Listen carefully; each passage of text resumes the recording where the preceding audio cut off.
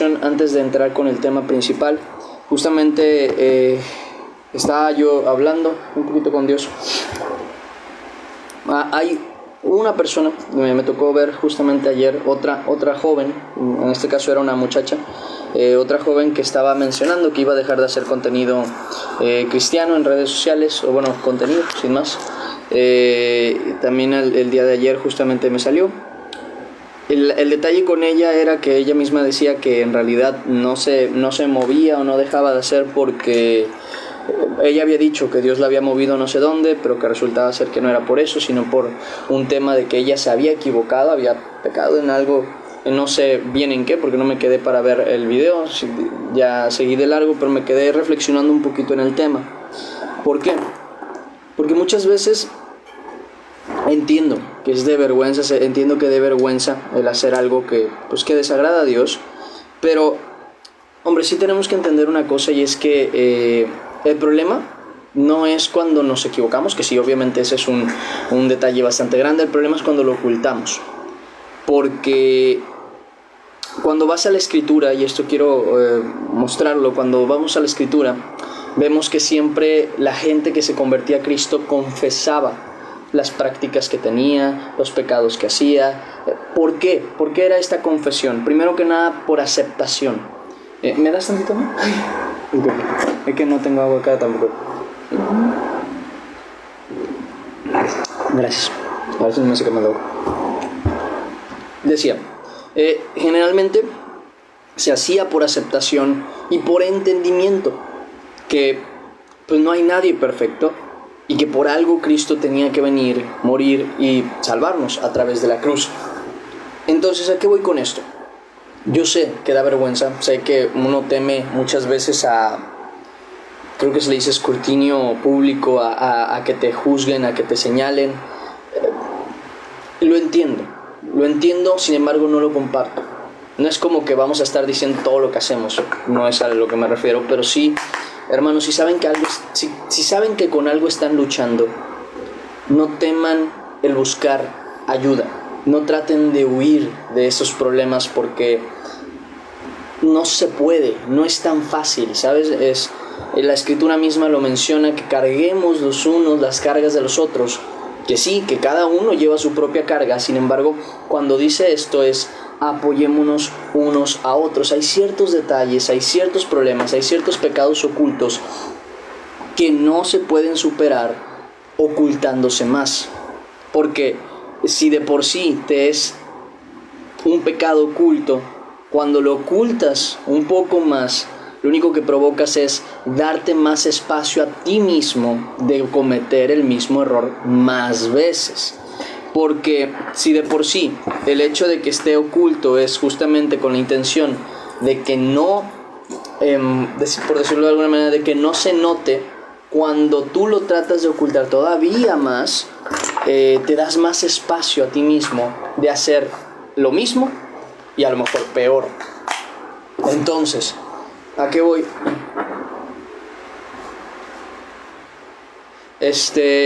¿A qué voy con esto? A que nosotros tenemos que dejar de ocultar las malas acciones para tratar de resolverlas nosotros mismos, porque simple y sencillamente no vamos a poder. Y eso nos va a llevar a un límite en el que ahora sí ya no hay de otra. Hay que buscar una ayuda. Entonces, ¿a qué voy con esto? Obviamente no lo hagan con cualquiera. Traten de ir con una persona de confianza, sobre todo una persona que sepan que tiene al Espíritu Santo, sea con su pastor, sea con sus líderes, alguien que ustedes le tienen la confianza de que es una persona madura en la fe, que va a tomar, no va a tomar tu pecado o la acción que hiciste para poder atacarte, sino una persona que verdaderamente va a buscar ayudarte. Porque yo, por ejemplo, voy a ser muy claro con este tema, hay cosas que tienen su sentido de ser juzgadas. ¿No? Si alguien me llega y me dice: mira, le fui infiel a mi pareja, sí voy a decir: oye, pues, muy mal, o sea, está muy feo y es horrible lo que hiciste. Sin embargo, si tu arrepentimiento está ahí, entonces hay que buscar hacer las cosas como se deben. Claro, yo voy a ser muy claro con este tema. Las personas que están arrepentidas están dispuestas a vivir sus consecuencias, solamente que no las vamos a dejar solas en esas consecuencias. Les voy a dar un ejemplo. Imagínense que una persona comete un crimen, sea A o sea Z, da igual, comete un crimen. Esa persona se arrepiente. Cuando la persona se arrepiente, busca entregarse a la ley, porque sabe que lo que hizo estuvo mal. Y más allá de eso, aunque no está consciente de cómo hacerlo, trata y busca y quiere solventar el error. Habrá ciertas cosas en las que de plano no hay posibilidades, hay otras en las que sí. Por ejemplo, un robo es sencillo porque devuelves el dinero y un poquito más por causa de la mala acción. Incluso la escritura llega a mencionarlo así, que el que robaba justamente tenía que devolverlo más un 20%, algo así. Entonces, claro que hay algunos que son fáciles de tomar, pero hay otros que no tienen una solución viable. Por ejemplo, la muerte de una persona, el asesinato. Eso es algo que no puedes devolver la vida a la otra persona. Entonces, ¿a qué quiero llegar con eso? La persona que está arrepentida, pues sí, está dispuesto a vivir sus consecuencias, aunque tenga miedo. Pero por lo mismo, nosotros que somos hermanos en la fe, aunque sabemos que tienen que vivir sus consecuencias, no queremos que las vivan solos. ¿Por qué? Porque así como una persona que ha cometido un crimen grave y tiene que ir a la cárcel, así también no debe ser abandonado si de corazón se ha arrepentido. De manera que nosotros, por algo la Escritura también menciona, de ir y visitar a los que están en las cárceles, de ir a visitar a los que están encarcelados, aunque generalmente se refiere principalmente a los hermanos que son encarcelados por causa del Evangelio. Sin embargo, también a aquellos que se ven en esa situación y tienen un arrepentimiento genuino. No podemos desechar a las personas nada más así, aunque sí, pues hay consecuencias de las acciones, ¿no? Eso es algo que nosotros no podemos ignorar. Solo que esas consecuencias no las deben vivir solos cuando de verdad hay un arrepentimiento, sino que se les tiene que tratar de dar una ayuda. Pero bueno, el punto siguiente es este: no teman en buscar ayuda. Es más, dejen de poner el orgullo como un pretexto para seguir pecando. Y lo digo como un pretexto porque aunque ustedes digan, no, es que no quiero seguir pecando, en realidad yo quiero dejar esto, ya.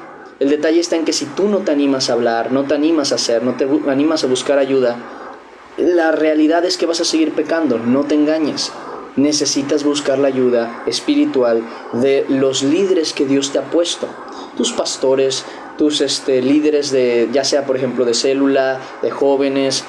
Trata de buscar, sobre todo cuando sabes que esa persona líder es una persona que verdaderamente ama tanto a Dios como a las ovejas. Es importante que lo intenten porque no es fácil a veces salir de ciertos detalles y es mejor enfrentar los problemas antes de que se hagan mucho más grandes. Es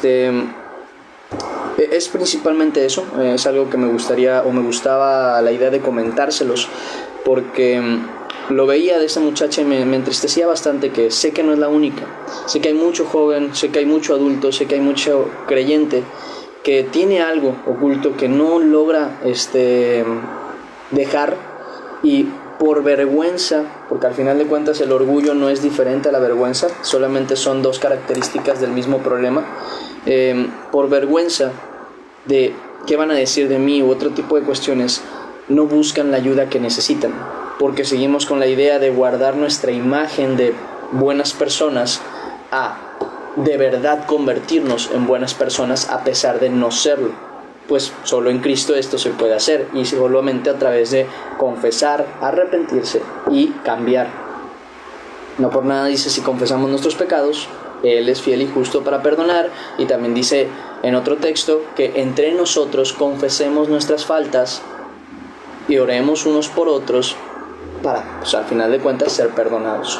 Entonces, no están solos, hermanos. No se les olvide que no están solos, que el cuerpo de Cristo es por algo. Es una unión, es un cuerpo de muchos miembros que necesitan entender eso para, de verdad, cambiar. De nada sirve una imagen de buena persona si tú sabes que de corazón no estás siendo como a Dios le agrada. ¿Okay? Vamos a empezar ahora sí con la lectura. Esto está en el segundo libro de Reyes, capítulo 11, versículo 1 al 12. Reyes, segundo libro de Reyes, capítulo 11, del versículo 1 al 12. Hoy va a ser una lectura corta, pero en el que vamos a tener que ir analizando un poquito la situación por varias cuestiones. Dice: cuando Atalia, madre de Ocosías, recordemos que Ocosías, rey de Judá, había fallecido justamente, lo que hablábamos, ¿no?, por juntarse y por estar aliado con el rey de Israel, terminó pues pagando las consecuencias tanto él como sus hermanos. Dice: cuando la madre, dice, de Ocosías vio que su hijo era muerto, se levantó y destruyó toda la descendencia real, prácticamente a sus nietos, según entiendo. Pero Josaba, hija del rey Joram, hermana de Ocosías, tomó a Joás, hijo de Ocosías, y lo sacó furtivamente de entre los hijos del rey,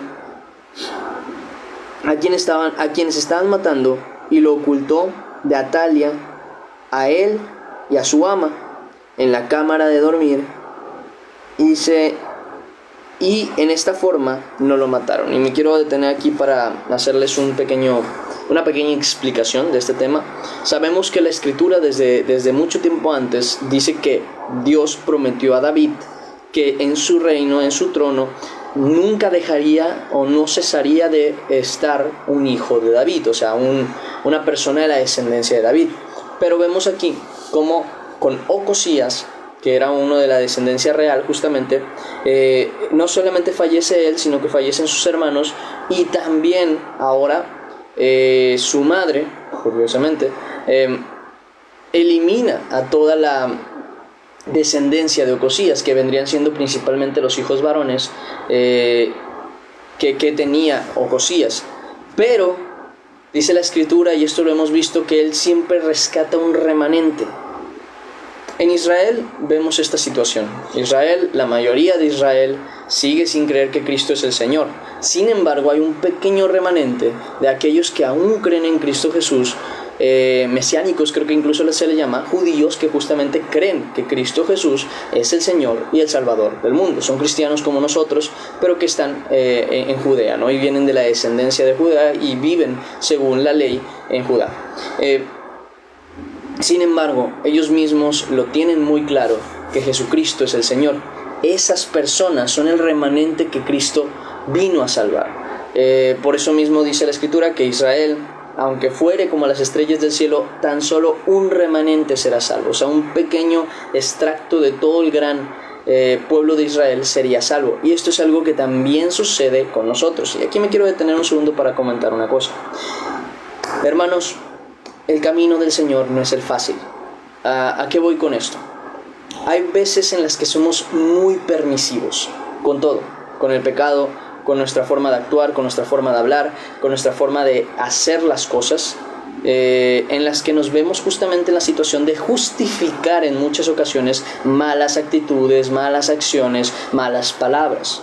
Por ejemplo, algo que yo tengo muy marcado ahorita, porque sucedió hace poco que lo vi, una persona que, diciéndose creyente, pues dice palabras que no son muy correctas, vamos a decirlo así, palabras a las que yo llamo, y la misma Escritura las menciona así, palabras corrompidas, que es, per se su significado no es algo ofensivo, no es malo, ya que tiene un significado claro, pero se utiliza para una mala acción, para ofender, para mil y un cosas más. Antisonantes, exactamente. Y hay creyentes o personas que quieren seguir a Cristo, que siguen utilizando estas palabras para dirigirse a sus amigos, a sus hermanos, a su familia, y muchas veces el pretexto es que así nos llevamos. Eso no es un justificante delante de Dios. Y quiero ser muy claro con esto. Entonces tenemos que ser perfectos. Sí. Y vuelvo a repetirlo. Sí. Esa es nuestra intención. Ser perfeccionados en Cristo Jesús. ¿Que lo vamos a lograr? Seguramente no. No lo vamos a hacer sino hasta que muramos y Cristo venga, y entonces Él sí nos vuelva perfectos, porque la misma palabra lo dice, que la carne no se puede sujetar a Dios, ni quiere ni puede. Pero nosotros ya no vivimos según la carne, sino según el Espíritu. Por lo tanto, ¿En qué es lo que tenemos que ser perfectos? En que nuestro corazón esté puesto en Dios, que nuestra mirada esté puesta en Dios, que nuestra conciencia esté puesta en Dios. Por tanto, no hay justificante para el pecado. No lo hay, no lo existe, no importa el motivo. Pecar es pecar. Es que me presionó, es que me tentó, es que me dijo, es que no importa. Vamos a Adán y a Eva y vemos exactamente lo mismo. ¿Quién engañó? Porque dice la Escritura que la engañó. ¿Quién engañó a Eva? La serpiente. ¿Por eso Eva dejó de ser culpable de su pecado? No, porque no hay justificante para el pecado. Adán siguió, vamos a decirlo así, las órdenes de Eva, porque dice la Escritura que obedeció a Eva. Siguió la orden de Eva. Eva fue quien le dio del fruto a Adán. ¿Por eso Adán dejó de ser culpable? No, él también era culpable de su pecado, aunque Eva también pagó justamente por haber provocado eso. ¿Eso quitó el pecado de encima de Adán? No. Entonces no hay pretextos. Que mi mamá me contestó de esta manera, que mi papá me habló de esta manera y por eso le contesté. No hay justificante. Ellos pudieron haber hecho mal, tú debiste haber hecho bien. No por nada la Escritura dice, no te dejes vencer por el mal, sino vence el mal con el bien. Esa es la intención, eso está en Romanos 12:21. Tienen que tener conciencia de que no hay justificante para el pecado. Eso ténganlo bien grabado en la mente, porque les va a ayudar muchísimo a evitarse engañarse o autoengañarse más bien en cuanto a muchas cuestiones. Es que no tiene nada de malo porque nos vamos a casar. A ver, que tú te vayas a casar con esa persona no quita que en este momento estés pecando. Entonces, apártate del pecado. Si de verdad se van a casar, apártense hasta que se casen, hasta que de verdad dejen el pecado. Pero no anden pecando, justificando con alguna situación, con alguna acción, con algún futuro, su pecado, porque el pecado no tiene justificante. ¿Por qué creen que Jesús tuvo que venir? Porque no había nada que justificara nuestros pecados. No había nada que lo justificara. Y no hay nada al día de hoy, sino solamente Cristo. Es el único que justifica nuestros pecados. Es el único que nos hace justos. El justificante de algo es el que determina que no eres culpable de dicha situación o dicha acción. Por tanto, cuando uno justifica algo, trata de quitarse la culpa de encima. Pero para el pecado no hay justificante. No hay justificante válido. ¿Hay pretextos? Sí, bastantes. ¿Hay motivos y explicaciones? Sí, bastantes. Pero ninguno te justifica y ninguno es pretexto suficiente para que lo que haces, lo hagas. Por tanto, sabiendo que no hay justificante para nuestra maldad, evitémosla tanto como sea posible. Por lo mismo, hermanos, el camino en el Señor no es el sendero ancho y sencillo y fácil en el que decimos ser creyentes, vamos a la iglesia y seguimos viviendo nuestra vida como se nos pega la gana. Es un sendero estrecho, difícil, complicado, por el que solo pocos logran entrar. Así que sí, háganse la pregunta, si yo me comporto como todos los cristianos que dicen ser cristianos, ¿realmente estoy andando por el camino angosto? Justamente el que Jesús decía que difícilmente lo iban a encontrar y difícilmente iban a entrar. ¿O estoy andando por el camino ancho, sencillo, sin presión, sin nada? ¿Qué es lo que estoy haciendo? ¿Cuál es la vida que estoy tomando? ¿En qué lugar me encuentro? Porque el destino de cada uno, la puerta ancha y la puerta angosta, tienen un final diferente. Uno, aunque unos digan que son creyentes, van a terminar encontrándose justamente con la palabra: apartados de mí, hacedores de iniquidad. Y otros escucharán la palabra del Señor de vengan benditos de mi Padre. Yo creo que es obvio a dónde queremos llegar. Ahora, la vida que estamos teniendo, la manera en la que estamos llevando nuestra vida, la manera en la que estamos aprendiendo de la palabra, la manera en que estamos buscando a Dios, ¿nos determina que estamos andando por el camino complicado, el angosto, aquel que lleva a la vida eterna? ¿O nos es muy sencillo y nos está llevando justamente por el lugar ancho? Porque es sencillo hacer y decir las cosas como las hace el mundo para encajar con ellos. Pero es difícil que te señalen, te critiquen, te juzguen, te tilden de malo y te aparten de ellos por ser correcto, por ser recto delante de Dios. Y en una pareciera que no hay recompensa y en otra pareciera que sí. Cuando te acoplas al mundo, el mundo te recibe, pero cuando te acoplas a Dios, el mundo te rechaza. ¿Cuál es el camino que estás tomando? ¿En dónde? ¿Eres del remanente salvo? El que la va a vivir difícil, la va a tener difícil por guardar la verdad, por hacer lo que es correcto, por amar a Dios. ¿O vas a ser de esos que encajan perfectamente con el mundo? Nunca son de los cristianos queridos, de los apreciados, que al final de cuentas, cuando lleguen con Cristo van a decir, pues es que Señor, yo hice esto, y hice aquello, y les va a decir, apartaos de mí, hacedores de iniquidad. Nunca os conocí, porque conocer a Dios es un proceso. Es un proceso y no es un proceso fácil. Es un proceso en el que tú tienes un corazón entregado al 100%. Pablo mismo decía, todo lo tengo por pérdida, por amor a Cristo. Pero si nosotros seguimos queriendo atarnos a amistades, estatus, sueños, deseos, cosas que al final de cuentas no nos llevan a Cristo, no te extrañe darte cuenta que no eras cristiano, que decías serlo, que creías serlo. Pero al final de cuentas el que es de Cristo tiene un nacimiento nuevo y se esfuerza y persevera y no se rinde por hacer lo que agrada a Dios. Es que es difícil, claro que es difícil. No por nada Jesús decía, esforzaos por entrar por la puerta angosta. Entonces, miren su vida, analicen su vida. ¿Están andando en la fe? ¿Están andando en rectitud? ¿Están guardando la justicia? ¿Están guardando el amor? ¿Disfrutan del gozo de estar con el Señor?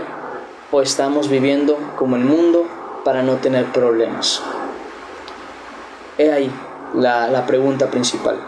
Ser del remanente de Dios que Dios rescata. Porque si Dios lo rescata, quiere decir que tiene que estar en problemas. O ser de ese amplio número y espectro, ese amplio espectro de personas que muchas veces creen que van a hacer y hacen lo correcto y resulta ser que no. Siguiente cosa que hay que analizar un poquito es el tema de la promesa de Dios. ¿A qué me refiero con esto? Ya le había dicho al principio que Dios había hecho la promesa de que siempre habría uno que se sentaría en el trono de David. Hoy tenemos a Cristo Jesús. Él está en el trono para siempre y es justamente la descendencia de David. Entonces ya se cumplió esa promesa y esa promesa se ha cumplido de y para la eternidad.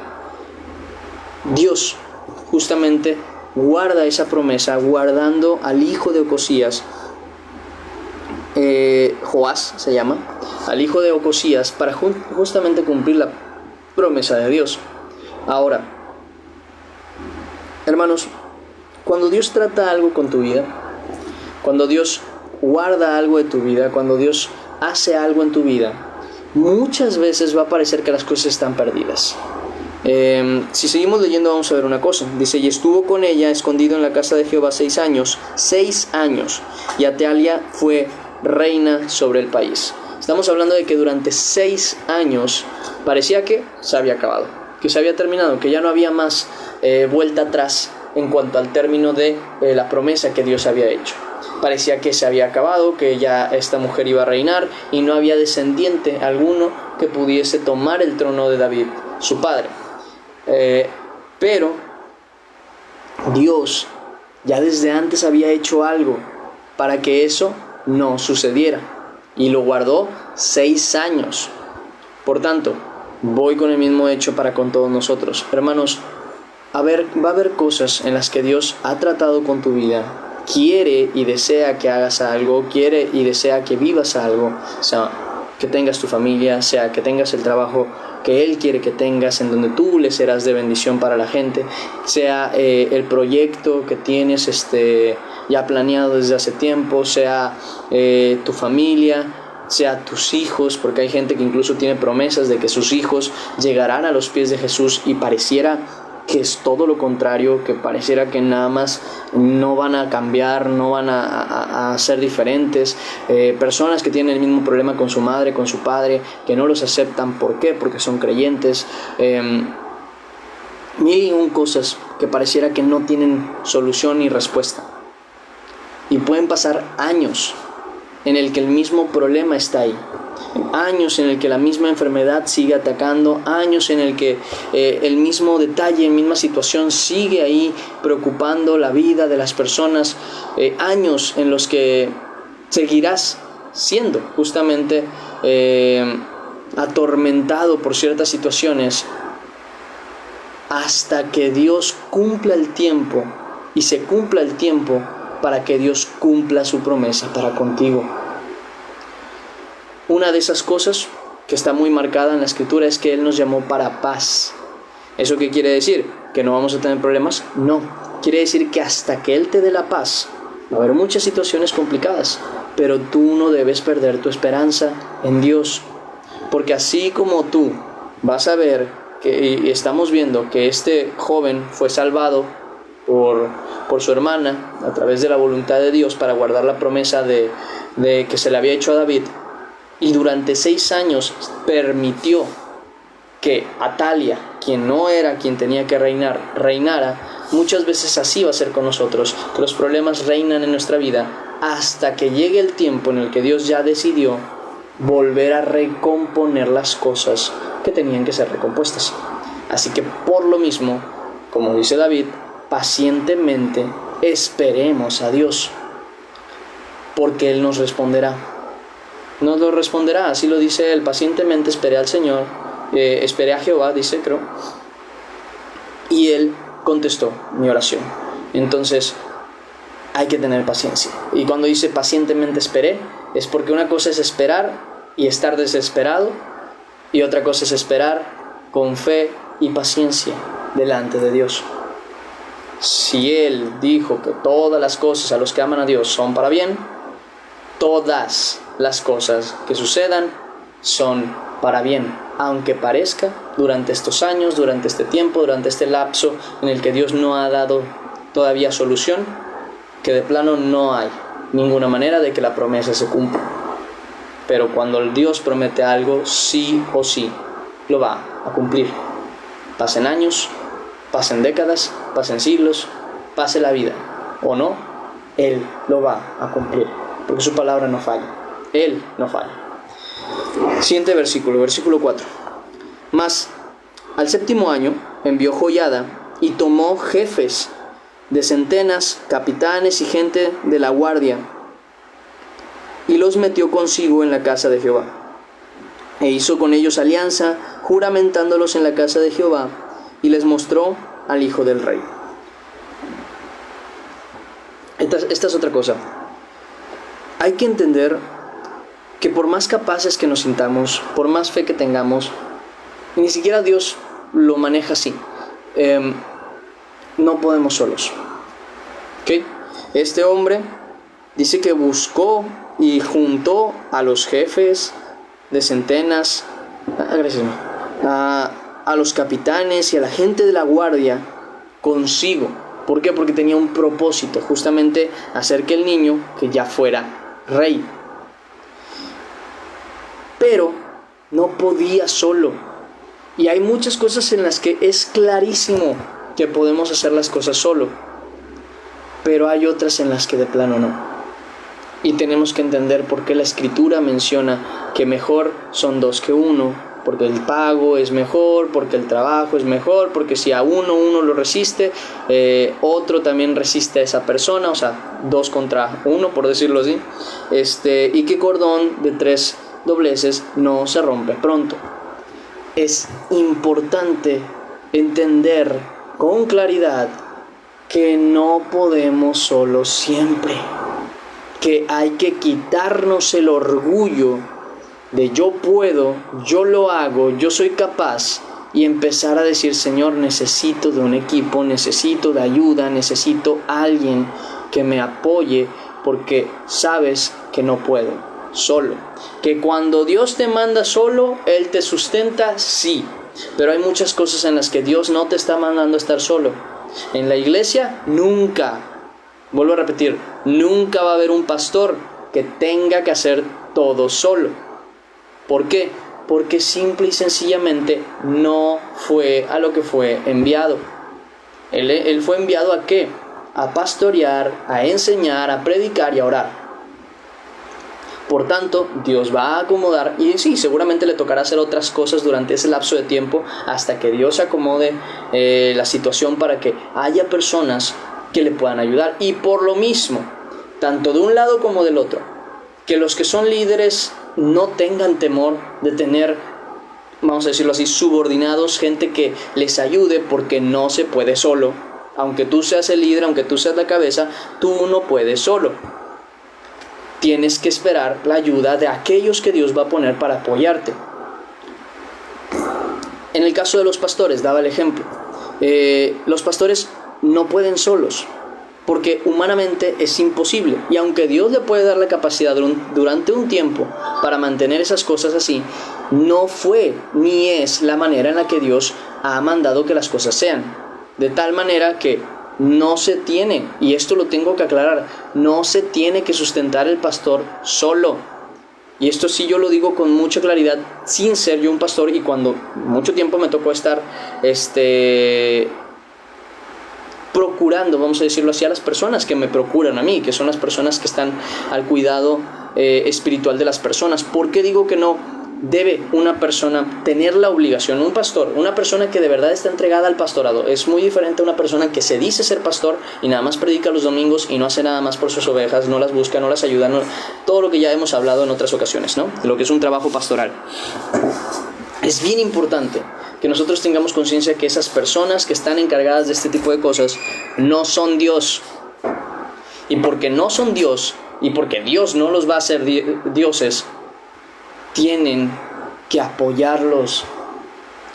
Tienen que hacer lo posible de corazón por ayudar a sus pastores, porque se necesita esa ayuda.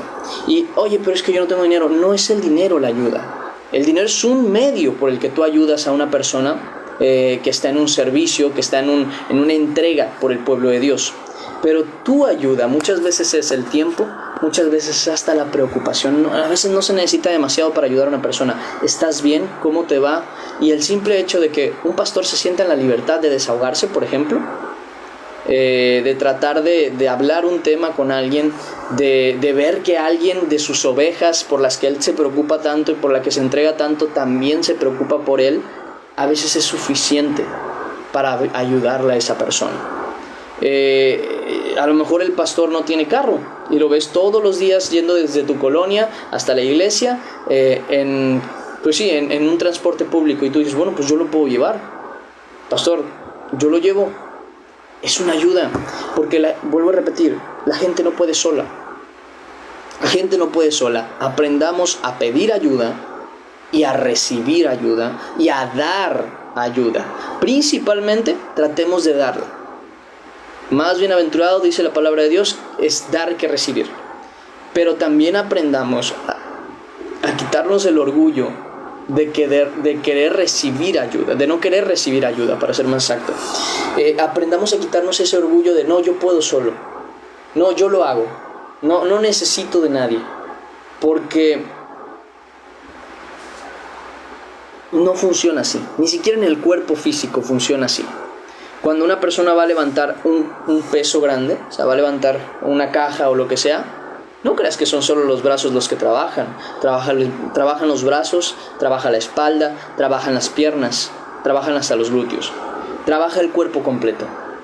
Cuando yo levanto esto, no crean que es nada más la mano la que hace las cosas, porque si yo uso solo la mano, ¿quién levanta lo demás? Tienen que estar las otras partes del cuerpo también con la disposición de ayudar a la mano que está sosteniendo esto para poder levantarlo. De la misma manera, el cuerpo de Cristo necesita estar unido para que no sea la mano tratando de hacer todo sin tener posibilidades, sino que también lo demás del cuerpo le ayude a hacer la acción. Porque ni uno es mayor que el otro, ni el otro es mayor que uno. Todos necesitamos ayuda de parte de la iglesia de Dios. Los que sirven y los que reciben del servicio. Todos nos ayudamos unos a otros. Somos un cuerpo completo. No somos partes individuales. Somos un cuerpo completo. Entonces aprendan a quitarse el orgullo para pedir ayuda. Es que no le quiero decir a mis padres que ahorita que me vine a vivir solo tengo necesidad. Hombre, son tus padres. Pídeles ayuda. Pídeles que te apoyen. Tú esfuérzate, claro que sí. Tú no te tienes que dejar de esforzar, pero no pongas tu orgullo por delante para no pedir ayuda. Incluso muchas veces por eso nos equivocamos, porque nos negamos a recibir ayuda incluso de Dios. Tenemos un problema, tenemos una situación, estamos deprimidos, estamos en una tristeza grande, estamos con ansiedad, da igual, estamos con algo. Y nos negamos a pedirle ayuda a Dios. Nos negamos a dejar las cosas en manos de Dios. ¿Y qué pasa? Que justamente nos damos cuenta que no podíamos solos. ¿Y hasta cuándo? Hasta que prácticamente estamos derrotados. Es hasta que queremos de verdad quitarnos el orgullo y decir, ¿sabes qué? Necesito ayuda. Hasta entonces. Yo les estoy hablando ahorita para que no esperen hasta entonces para pedir ayuda. Y es mejor que lo hagan con las personas que saben que aman a Dios y los aman a ustedes y que están cercanos a ustedes. ¿Por qué lo digo? No es que no pueda yo ayudarles, si en algo puedo yo ayudarles, claro que lo voy a hacer. Pero quiero que me entiendan que aunque estamos aquí todos los días, o la mayoría de los días, yo, aunque quisiera, no puedo ser su pastor, porque no estoy allá. Entonces necesito que entiendan eso para que ustedes busquen una iglesia en la que estar, una congregación con la que estar y personas de las que se puedan apoyar. Principalmente, no que no los vaya a ayudar yo, no, Dios no me permita no serles de ayuda, vamos a decirlo así, sino que tengan conciencia de eso. Me es muy importante decirles eso para que en ningún momento sientan que, es que ya tengo los devocionales diarios, con eso tengo. La verdad es que no, necesitamos una congregación, necesitamos una persona encargada, un pastor principalmente, que se pueda encargar de mí como oveja en una iglesia local, un lugar donde yo pueda acercarme. Siempre busquen de parte de Dios un lugar en el que puedan desarrollarse de esa manera y puedan recibir esa ayuda. No tienen que estar solos. Oye, pero no hay ninguna iglesia cercana. Bueno, ¿quién de tu familia, quién de tus amigos, quién de los que están cerca de ti son creyentes? Con esos júntate. Apóyense los unos a los otros, porque de verdad no se puede solo. Tengo pareja, perfecto. Apóyense los unos a los otros en el camino de la verdad y en los problemas que tengan. Oye, es que tengo un problema, por ejemplo, tengo un problema de que no dejo de decir groserías. Háblalo con tu familia, háblalo con la persona que sabes que te pueda apoyar y que te haga reaccionar justamente cuando tú estés haciendo o hablando algo que no deberías. Y que te vuelva a decir, hey, hermano, en el caso de que sea una pareja, decirte, oye, tú habías dicho que no querías volver a hacer esto. Y a lo mejor, tal vez, eso te hace reaccionar a lo que nunca podrías reaccionar tú solo. Conclusión. Quítense el orgullo del yo puedo solo, el yo lo hago, el no necesito a nadie. Y entiendan que a veces es necesario pedir ayuda y muchas veces es necesario dar ayuda. No estamos solos, ni deberíamos. No nos llamamos hermanos por un club, nos llamamos hermanos por fe, de una familia de verdad. Entonces, tratemos de hacer las cosas bien en ese aspecto. Y este hombre, vemos justamente esa situación y busca la ayuda, ¿no? Dice, y les mandó diciendo, esto es lo que habéis de hacer. La tercera parte de vosotros tendrá la guardia de la casa del rey el día de reposo. otra tercera parte entrará a la puerta de Shur, y la otra tercera parte a la puerta del póstigo,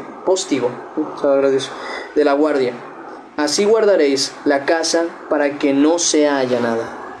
Mas las dos partes de vosotros que salen el día de reposo, tendréis la guardia de la casa de Jehová junto al rey. Vuelvo a lo mismo, hay cosas en las que uno no puede hacer las cosas solo. Dice, y estaréis alrededor del rey por todos lados, teniendo cada uno sus armas en las manos. Cualquiera que entrare en las filas sea muerto.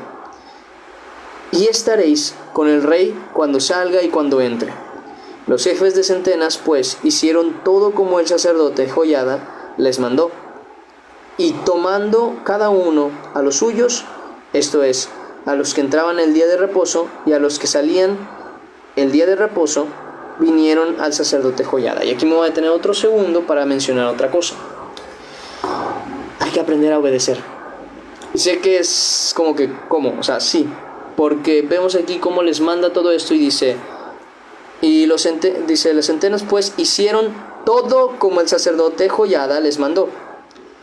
Hay muchas veces que, sea por arrogancia, sea por mala costumbre, sea por lo que sea, cómo nos cuesta aprender a obedecer, sobre todo a nuestras autoridades, mamá, papá, maestro, maestra, directora, jefa de departamento, dueña de la empresa, dueño de la empresa, abuelos, quien sea, pastor, líder o quien esté, como alguien que al final de cuentas tiene un liderazgo. Muchas veces nos negamos a obedecer por orgullo, es simplemente por orgullo, y lo digo con la experiencia de que no me gustaba recibir órdenes. Cómo me molestaba, no me gustaba realmente recibir órdenes, a tal punto de que si me pedían que hiciera algo ya no tenía ganas de hacerlo, aunque yo lo hubiera deseado hacer desde antes, por el orgullo. Es una cuestión de orgullo, realmente no tiene nada más que ver. El hecho de que tú no quieras que te digan que hagas algo es una cuestión de orgullo, y ese orgullo no puede estar en los hijos de Dios. Hay que aprender a muchas veces, aunque creas que tienes la razón y que puedes hacer las cosas mejor, simplemente obedecer. Es más, se los pongo en algo muy sencillo. Los padres, sí, es muy bonito cuando le regalas algo a tu papá, a tu mamá, es muy bonito cuando haces algo por tu papá y por tu mamá. Lo mínimo que puedes hacer para honrar a tus padres es obedecer, y ya. La mayoría de los padres van a estar muy contentos cuando simplemente obedeces, y ya. Y la mayoría miren, y a mí si algo me entristece mucho es cuando a mí me dicen, ¿y qué pasa cuando me dicen que haga algo que no quiere Dios? Y rara vez va a pasar eso. Y si pasa, ya verás, Dios te dará sabiduría.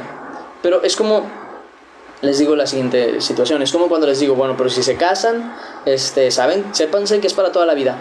¿Y qué pasa si me engaña? Hombre, son casos muy extraordinarios. ¿Por qué estás pensando en eso? Tú no quieres obedecer, tú no quieres vivir toda la vida con esa persona, tú estás buscando un pretexto para justamente hacer lo que tú quieres.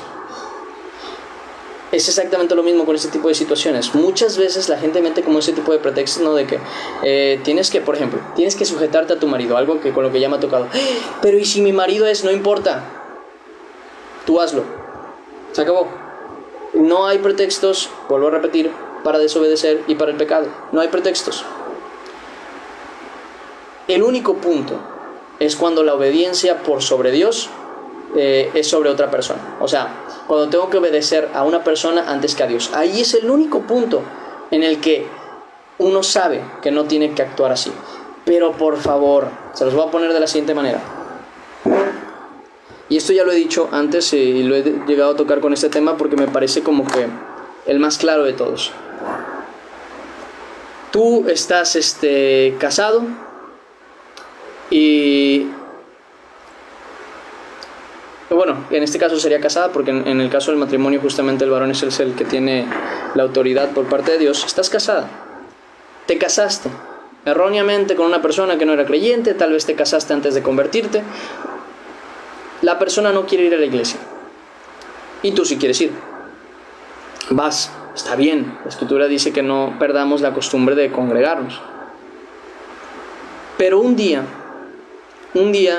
te das cuenta que estás yendo todos los días y eso empieza a molestar a tu marido, porque nunca estás en casa, porque nunca estás encargándote de lo que se supone deberías encargarte, que es tu familia, tu esposo en este caso. Nunca estás en casa, siempre estás allá, siempre estás haciendo esto, estás haciendo aquello. Y un día tu marido te dice, ¿sabes qué? Hoy no vas a ir. Y dices, no, ¿por qué? No, eso sería desobedecer a Dios, y te vas. Ahí te advierto, no estás desobedeciendo a tu marido, estás desobedeciendo a Dios. Porque el que no se encarga primeramente de los de su casa, es el que no provee primeramente para los de su casa, es peor que un incrédulo y ha negado la fe. ¿Quiere decir que por eso nunca más vas a volver a ir a la iglesia y te vas a alejar de Dios para quedarte con tu marido? No.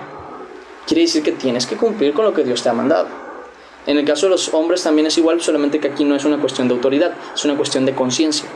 Si alguno está encargado de la casa del Señor, de la obra de los siervos de las ovejas, tenga conciencia que su primer mandato es su familia, porque la Escritura lo dice claramente. Dice que si el pastor, el obispo, dice obispo, no tiene primeramente a sus hijos y a su familia en la fe y no lo sabe cuidar, ¿cómo entonces cuidará a las ovejas del Señor? Entonces, ¿qué quiere decir? Que el primer mandato del pastor, de la persona líder, es encargarse de su familia. Y si por querer andar en la obra del Señor descuida a su familia, sépase que entonces no está llevando el ministerio como es debido, porque lo primero es que tu familia esté bien, que esté en la fe, que esté en Cristo, y entonces con eso Dios también te va a enseñar a cuidar a las ovejas del Señor. Es un orden que no puede cambiar porque el mandato viene de Dios. Pero es que no importa. Vuelvo a repetir, no importa el cómo piensas tú que es mejor.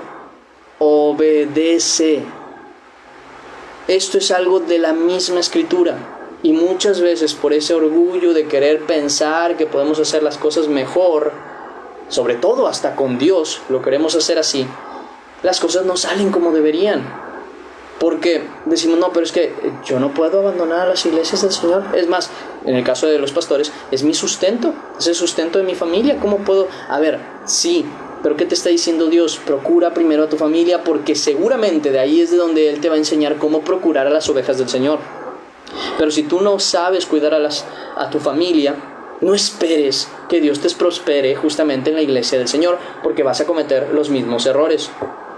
Entonces, vuelvo a lo mismo, aprendamos a hacer las cosas como las mandaron, porque eso es obediencia.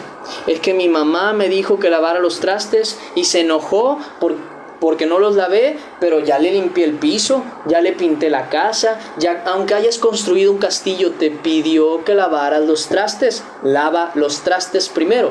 Esa es obediencia, esa es la situación de verdad cumplir.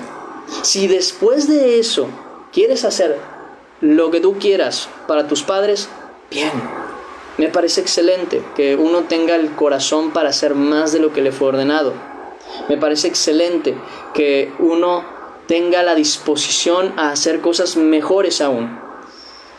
Pero primero tenga la disposición a obedecer. Esto lo vemos con la gente, pero lo vemos principalmente para con Dios. Cuando nos dice Dios, haz esto de esta manera, hazla así. Si después quieres hacer algo más para el Señor, hazlo.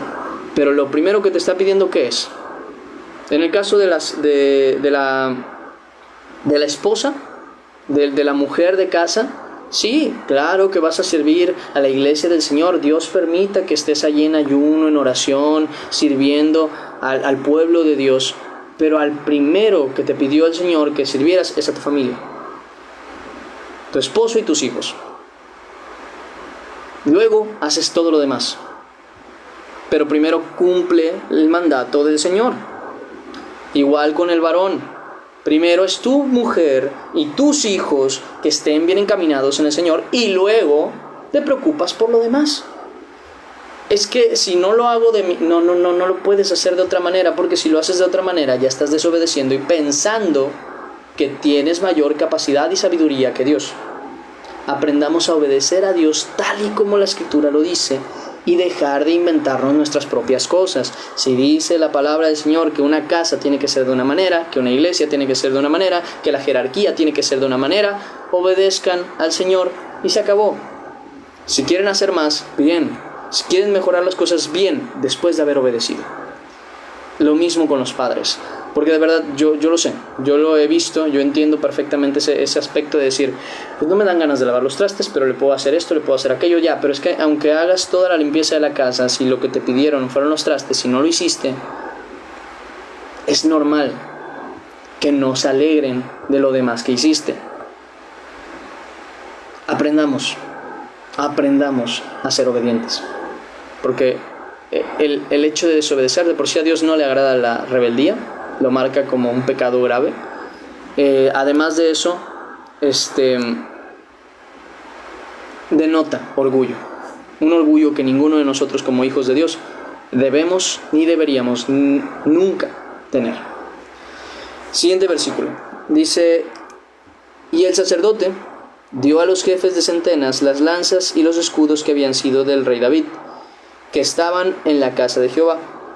Y los de la guardia se pusieron en fila, teniendo cada uno sus armas en sus manos, desde el lado derecho de la casa hasta el lado izquierdo, junto al altar del templo, en derredor del rey. Sacando luego Joiada al hijo del rey, le puso la corona y el testimonio, y le hicieron rey ungiéndole, y batiendo las manos, que viene siendo prácticamente aplaudir, dijeron, viva el rey. Y ahí, hermanos, terminamos la lectura del día de hoy. Ahora sí, vamos a orar y agradecer a Dios por este tiempo, y les van a ir pasando los versículos que vimos el día de hoy. No son muchos en realidad, pero ahorita se los van a ir enviando. Vamos a orar. Padre Celestial, Señor bendito, te damos gracias que hoy nos das esta oportunidad de estar aquí reunidos en tu nombre, Señor. Te pedimos nos des amor y sabiduría, Señor, para hacer tu voluntad. Padre, perdónanos si en algún momento hemos sido obedientes, rebeldes, si nos hemos puesto en contra de la autoridad o creyendo incluso que somos más sabios que tú para hacer las cosas a nuestra manera, Señor. Padre, al contrario, ayúdanos, danos entendimiento y razonamiento y la fuerza de voluntad, Padre, para hacer lo que a ti te agrada. Señor, permítenos ser creyentes de verdad, ser aquellos que no andan por el camino fácil, siguiendo nuestros propios deseos, siguiendo nuestros propios anhelos, sino que de verdad andemos en la santidad, en el perdón de las ofensas, Señor. Haciendo perdón y esforzándonos por hacer lo que es correcto delante de tus ojos, sea fácil o sea difícil, Señor, para entrar por la puerta que tú mismo nos dijiste que debíamos entrar, Señor. En el nombre de Cristo Jesús, amén y amén. Y ahí terminamos, ahora sí, hermanos, el devocional del día de hoy.